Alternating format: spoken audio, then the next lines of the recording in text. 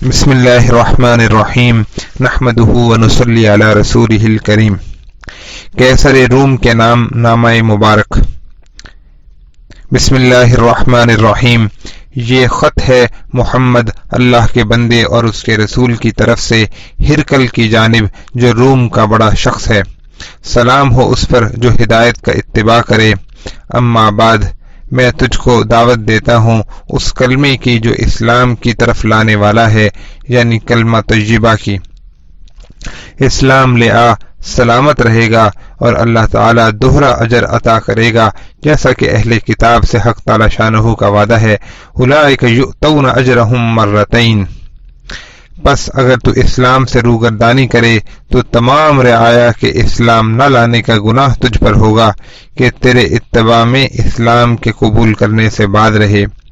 اور پھر آپ صلی اللہ علیہ وسلم نے قرآن کریم کی یہ آیت خط میں لکھی: یا اہل الکتاب تعالوا الی کلمۃ سواء بیننا وبینکم الا نعبد الا اللہ ولا نشرک به شیئا ولا يتخذ بعضنا بعضا اربابا من دون اللہ فان تولوا فقولوا اشہدوا بأننا مسلمون۔ ترجمہ: اے اہل کتاب، آؤ ایک ایسی بات کی طرف جو ہمارے اور تمہارے درمیان مسلم ہے، وہ یہ کہ سوائے اللہ کے کسی چیز کی عبادت نہ کریں اور نہ اللہ کے ساتھ کسی چیز کو شریک گردانیں، اور اللہ تعالیٰ کے سوا آپس میں ایک دوسرے کو اپنا رب اور معبود نہ بنائیں۔ پس اگر وہ اسلام قبول نہ کریں تو آپ کہہ دیجئے کہ تم گواہ رہو کہ ہم مسلمان ہو چکے ہیں، یعنی اللہ کے حکم کے تابع ہو چکے ہیں۔ رسول اللہ صلی اللہ علیہ وسلم نے یہ والا نامہ دحیہ کلبی رضی اللہ تعالی عنہ کو دے کر قیصر روم کی طرف روانہ فرمایا۔ قیصر روم اس وقت فارس پر فتح یابی کے شکریہ میں حمص سے پیدل چل کر بیت المقدس آیا ہوا تھا۔ دحیہ کلبی رضی اللہ تعالی عنہ محرم سن 7 ہجری میں بیت المقدس پہنچے اور امیر بصرہ کے توسط سے قیصر روم کے دربار میں پہنچ کر آپ صلی اللہ علیہ وسلم کا والا نامہ پیش کیا، اور والا نامہ پیش کرنے سے پہلے مختصر سی تقریر فرمائی اور یہ فرمایا کہ اے قیصر روم، جس نے مجھ کو آپ کی طرف سفیر بنا کر بھیجا ہے وہ آپ سے کہیں بہتر ہے، اور جس ذات بابرکات نے ان کو پیغمبر بنا کر بھیجا ہے وہ سب ہی سے اعلیٰ اور عرفہ ہے۔ لہذا جو کچھ عرض کروں اس کو تواضع کے ساتھ سنیے اور اخلاص سے اس کا جواب دیجیے۔ اگر تواضع کے ساتھ نہ سنیں گے تو اس کو کما حقہ سمجھ نہیں سکیں گے، اور اگر جواب میں اخلاص نہ ہوگا تو وہ جواب عادلانہ اور منصفانہ نہ ہوگا۔ قیصر روم فرمائیے: دحیہ کلبی رضی اللہ تعالی عنہ، آپ کو معلوم ہے کہ حضرت مسیح ابن مریم علیہ السلام نماز پڑھا کرتے تھے؟ قیصر روم: ہاں، بے شک نماز پڑھا کرتے تھے۔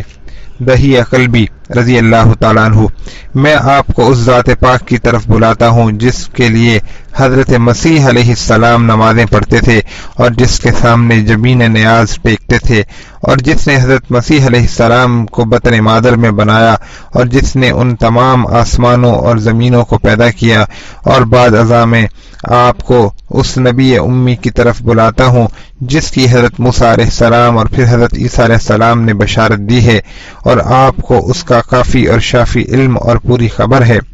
اگر آپ اس دعوت کو قبول کریں تو آپ کے لیے دنیا اور آخرت دونوں ہیں، ورنہ آخرت تو آپ کے ہاتھ سے جاتی ہی رہے گی، اور دنیا میں بھی دوسرے لوگ آپ کے شریک ہوں گے، اور یقین جانیے کہ آپ کا ایک پروردگار ہے جو منکرین کو کچل ڈالتا ہے اور اپنی نعمتوں کو بدلتا رہتا ہے۔ قیصر روم نے آپ صلی اللہ علیہ وسلم کا والا نامہ دحیہ کلبی رضی اللہ تعالیٰ عنہ کے ہاتھ سے لے کر سر اور آنکھوں پر رکھا اور بوسہ دیا اور کھول کر اس کو پڑھا اور کہا: سوچ کر کل اس کا جواب دوں گا۔ اور اپنے خدام کو یہ حکم دیا کہ جو لوگ آپ کی قوم کے میرے ملک میں آئے ہوئے ہیں ان کو حاضر کیا جائے تاکہ ان سے احوال معلوم کروں۔ اتفاق سے ابو سفیان قریش کی ایک جماعت کے ساتھ اس وقت بغرض تجارت شام آئے ہوئے تھے، مقام غزہ میں مقیم تھے۔ ابو سفیان اس وقت تک مسلمان نہ ہوئے تھے، کیسر کے آدمی ان کو غزہ سے جا کر لائے اور دربار میں حاضر کیا. بڑی شان و شوکت سے دربار منعقد کیا. عظماء روم اور قسیسین اور رہبان سب حاضر تھے.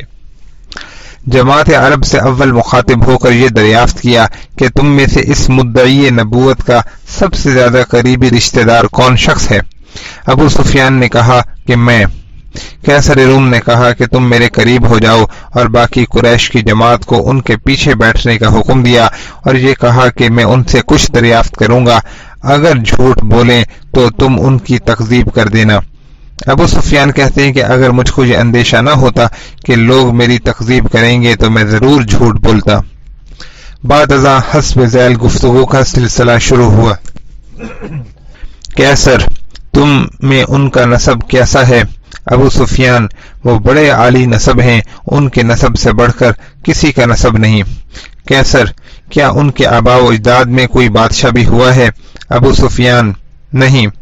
کیسر: کیا تم لوگوں نے ان کو دعوی نبوت سے پہلے کبھی جھوٹ بولتے پایا ہے؟ ابو سفیان: نہیں. کیسر: ان کے پیرو کس قسم کے لوگ ہیں؟ امراء اور دولت مند ہیں یا غرباء اور کمزور؟ ابو سفیان: اکثر غرباء اور ضعفاء ہیں. کیسر: ان کے متبعین روز بروز بڑھتے جاتے ہیں یا گھٹتے جاتے ہیں؟ ابو سفیان: دن بدن زیادہ ہوتے جاتے ہیں. کیسر: کیا کوئی شخص ان کے دین میں داخل ہونے کے بعد ان کے دین سے بیزار اور متنفر ہو کر مرتد یعنی ان کے دین سے پھر بھی جاتا ہے؟ ابو سفیان: نہیں. کیسر: کیا وہ خلاف عہد بھی کرتے ہیں؟ ابو سفیان: کبھی نہیں، آج تک انہوں نے کبھی عہد شکنی نہیں کی، لیکن آج کل ہمارے اور ان کے مابین ایک مدت صلح ٹھہری ہے، نہ معلوم اس میں کیا کرتے ہیں. ابو سفیان کہتے ہیں کہ سوائے اس ایک بات کے مجھ کو کوئی اور بات لگانے کا موقع نہیں ملا. ابن اسحاق کی روایت میں ہے کہ ابو سفیان کہتے ہیں کہ خدا کی قسم کیسر نے میری اس بات کی طرف جو میں نے اپنی طرف سے ملائی ذرہ برابر بھی التفات نہیں کیا. کیسر: کبھی تم ان سے لڑے بھی ہو؟ ابو سفیان: ہاں. کیسر: لڑائی کیسی رہی؟ ابو سفیان: کبھی وہ غالب ہوئے اور کبھی ہم. کیسر: وہ تم کو کس چیز کا حکم دیتے ہیں؟ ابو سفیان: وہ یہ کہتے ہیں کہ ایک اللہ کی عبادت کرو، کسی کو اس کا شریک نہ کرو، اور کفر اور شرک کے تمام مراسم جو تمہارے آباء و اجداد کرتے تھے ان سب کو یک لخت چھوڑ دو، اور نماز اور زکوٰۃ اور سچائی اور پاک دامنی اور صلہ رحمی کا حکم دیتے ہیں. کیسر نے ترجمان سے مخاطب ہو کر کہا کہ ان سے کہہ دو کہ میں نے اول تم سے ان کا نسب دریافت کیا. تم نے کہا کہ وہ نہایت عالی نسب اور شریف خاندان سے ہیں. بے شک انبیاء علیہم السلام ایسے ہی خاندان سے بھیجے جاتے ہیں جو حسب نسب میں سب سے بالا ہو. پھر میں نے تم سے یہ دریافت کیا کہ ان کے خاندان میں کوئی بادشاہ بھی گزرا ہے. تم نے کہا کہ نہیں. اگر ان کے خاندان میں کوئی بادشاہ گزرا ہوتا تو میں یہ سمجھتا کہ یہ اس طریق سے اپنے باپ دادا کا گیا ہوا ملک حاصل کرنا چاہتے ہیں. میں نے تم سے یہ دریافت کیا کہ تم نے ان کو جھوٹا تو نہیں پایا. تم نے کہا کہ نہیں، جس سے میں نے یہ سمجھا کہ یہ کیسے ممکن ہے کہ ایک شخص بندوں پر تو جھوٹ نہ بولے اور معاذ اللہ پر جھوٹ باندھے. میں نے تم سے یہ دریافت کیا کہ کیسے لوگوں نے ان کی اتباع کی ہے. تم نے کہا کہ ضعفاء اور غرباء نے. بے شک حضرات انبیاء کرام علیہم السلام کی اتباع اور پیروی کرنے والے اکثر ضعفاء اور غرباء ہی ہوتے ہیں. میں نے تم سے یہ دریافت کیا کہ ان کے پیرو بڑھتے جاتے ہیں یا گھٹتے جاتے ہیں. تم نے کہا کہ بڑھتے جاتے ہیں. بے شک ایمان کا یہی حال ہے کہ اس کے پیرو روز بروز بڑھتے ہی رہتے ہیں یہاں تک کہ وہ حد کمال کو پہنچ جائے. میں نے تم سے دریافت کیا کہ ان کے دین میں داخل ہونے کے بعد کوئی شخص ان کے دین سے ناراض اور بیزار ہو کر مرتد بھی ہو جاتا ہے. تم نے کہا کہ نہیں. بے شک ایمان کا یہی حال ہے کہ جب اس کی شیرینی اور حلاوت اور اس کی فرحت اور مسرت دلوں میں سما جائے تو پھر کسی طرح نہیں نکلتی. میں نے تم سے دریافت کیا کیا وہ بد عہدی کرتے ہیں؟ تم نے کہا کہ نہیں. بے شک پیغمبروں کی یہی شان ہوتی ہے، وہ کبھی بدعہدی نہیں کرتے۔ میں نے تم سے لڑائی کے متعلق دریافت کیا، تم نے کہا کبھی وہ غالب اور کبھی ہم غالب۔ بے شک انبیاء علیہم السلام کے ساتھ ابتداءً اللہ تعالی کا ایسا ہی معاملہ ہوتا ہے کہ کبھی غالب ہوتے ہیں اور کبھی مغلوب، تاکہ ان کے متبعین کے صدق اور اخلاص کا امتحان ہوتا رہے، لیکن انجام کار غلبہ اور فتح انہی کو ہوتا ہے۔ میں نے تم سے دریافت کیا کہ وہ تم کو کن چیزوں کا حکم دیتے ہیں، تم نے کہا کہ اللہ عز و جل کی عبادت کا حکم دیتے ہیں، شرک اور بت پرستی سے منع کرتے ہیں، نماز اور زکوٰۃ اور سچائی اور پاک دامنی وغیرہ کا حکم کرتے ہیں۔ اگر یہ تمام چیزیں جو تم نے بیان کی ہیں صحیح ہیں تو وہ بلا شبہ نبی ہیں، اور وہ عنقریب اس جگہ کا مالک ہوگا جہاں میرے یہ دونوں قدم ہیں۔ مجھ کو معلوم تھا کہ یہ نبی ظاہر ہونے والے ہیں، لیکن یہ گمان نہ تھا کہ تم میں سے ظاہر ہوں گے۔ مجھے ان سے ملنے کی بڑی تمنا ہے۔ اگر میں آپ صلی اللہ علیہ وسلم کی خدمت میں پہنچ جاؤں تو آپ صلی اللہ علیہ وسلم کے قدم دھلایا کروں۔ بعد ازاں آپ صلی اللہ علیہ وسلم کا والا نامہ تمام مجمع کو پڑھ کر سنایا گیا۔ خط کا سنانا تھا کہ ایک شور برپا ہو گیا اور ہر طرف سے آوازیں بلند ہونے لگیں۔ ابو سفیان کہتے ہیں کہ اس وقت ہم سب کو باہر نکال دیا گیا۔ باہر آنے کے بعد میں نے کہا کہ تعجب کی بات ہے کہ آپ صلی اللہ علیہ وسلم سے روم کا بادشاہ بھی ڈرتا ہے۔ اسی روز سے مجھ کو یہ یقین کامل ہو گیا کہ آپ صلی اللہ علیہ وسلم کا دین ضرور غالب ہو کر رہے گا، یہاں تک کہ اللہ تعالیٰ نے مجھ کو اسلام کی توفیق دی۔ امام زہری رحمۃ اللہ علیہ فرماتے ہیں کہ عبد الملک بن مروان کے زمانے میں ابن الناطور نصارہ کے ایک بڑے عالم نے مجھ سے بیان کیا، جو کہ کیسر کے اس دربار میں شریک تھا، کہ کیسر نے اس دربار کے بعد روما کے ایک بڑے عالم کو جس کا نام سغاتر رومی تھا آپ کے بارے میں ایک خط لکھا۔ یہ شخص آسمانی کتابوں سے بخوبی واقف تھا۔ خط لکھوانے کے بعد بیت المقدس سے حمص کی جانب روانہ ہوا۔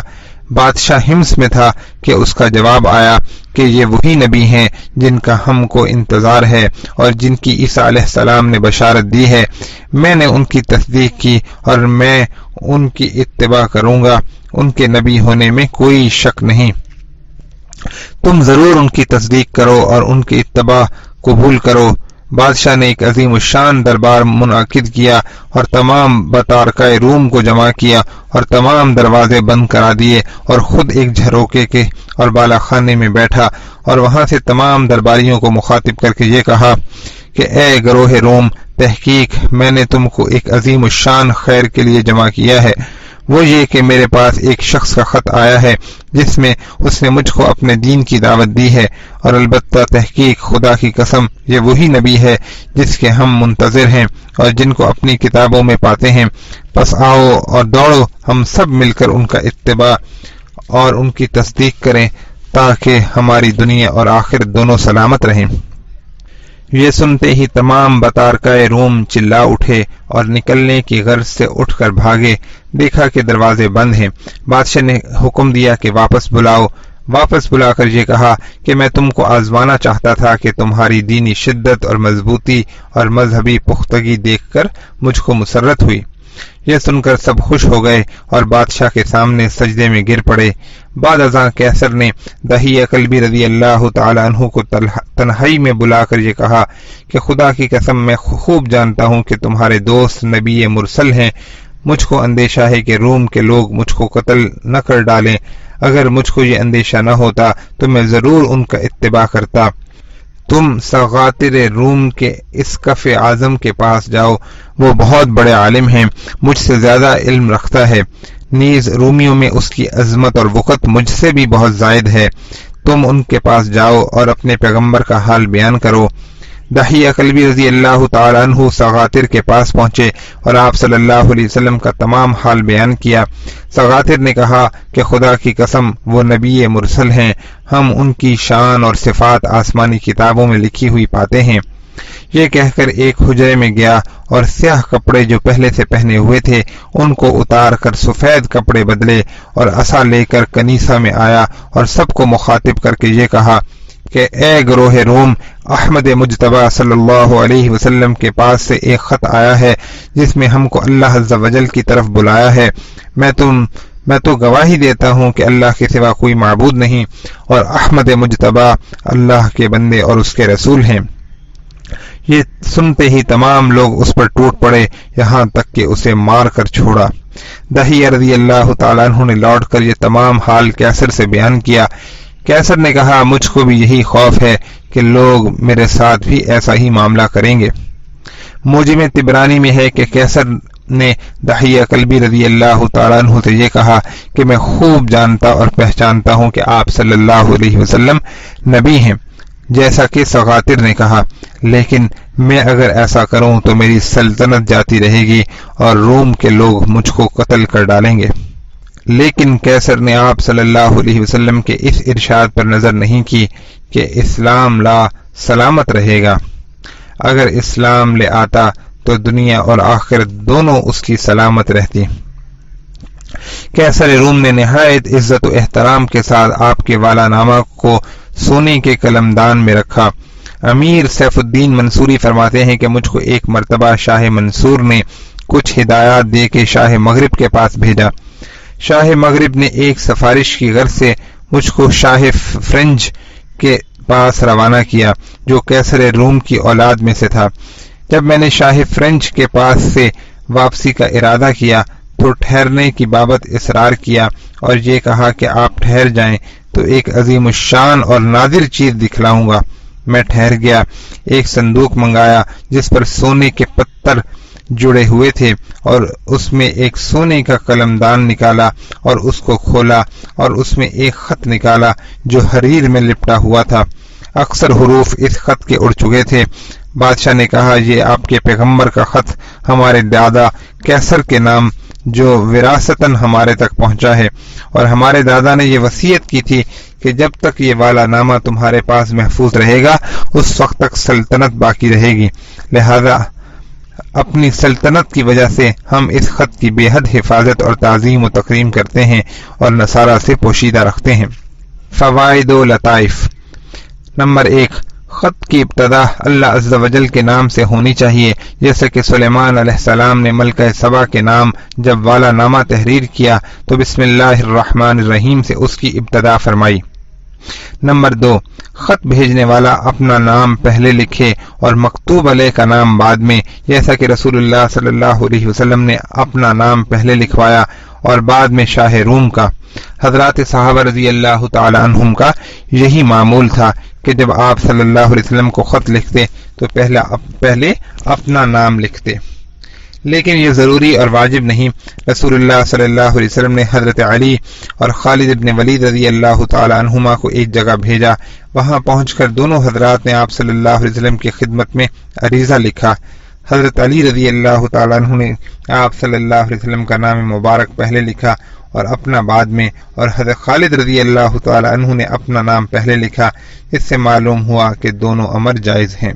نمبر 3، آپ صلی اللہ علیہ وسلم نے اپنے نام کے ساتھ عبداللہ کا لفظ اضافہ فرمایا۔ اس میں نصارہ کے عقیدہ فاسدہ الوہیت مسیح کے ابطال کی طرف اشارہ تھا کہ عیسیٰ علیہ السلام معاذ اللہ خدا نہ تھے بلکہ اللہ کے بندے اور اس کے محترم رسول تھے جن کو اللہ نے اپنی طرف اٹھایا۔ نیز اشارہ اس طرف بھی تھا کہ جتنے پیغمبر بھی آئے سب کے سب اس کا اقرار کرتے تھے کہ ہم اللہ کے بندے ہیں، معاذ اللہ خدا نہیں ہیں۔ نمبر 4، آپ صلی اللہ علیہ وسلم نے خط میں یہ الفاظ استعمال فرمائے الی ہرقل عظیم الروم، یعنی ہرقل کے بعد عظیم الروم کا لفظ بڑھانے میں اس طرف اشارہ ہے کہ جب کفار سے خط و کتابت کی جائے تو مناسب القاب سے ان کو خطاب کیا جائے۔ نمبر 5، سلام علی من اتبع الہدی، یعنی سلامتی ہو اللہ کی اس شخص پر جو ہدایت کا اتباع کرے۔ اس سے یہ مسئلہ معلوم ہوتا ہے کہ کافر کو مطلقاً السلام علیکہ نہ لکھا جائے بلکہ سلام علی من اتبع الہدی لکھنا چاہیے کہ تم پر سلام اس شرط کے ساتھ مشروط ہے کہ ہدایت کا اتباع کرو۔ نمبر 6، آپ صلی اللہ علیہ وسلم نے خط میں یہ لکھوایا کہ اسلام لے آ، سلامت رہے گا اور اللہ تعالیٰ تجھ کو 2 اجر عطا فرمائیں گے۔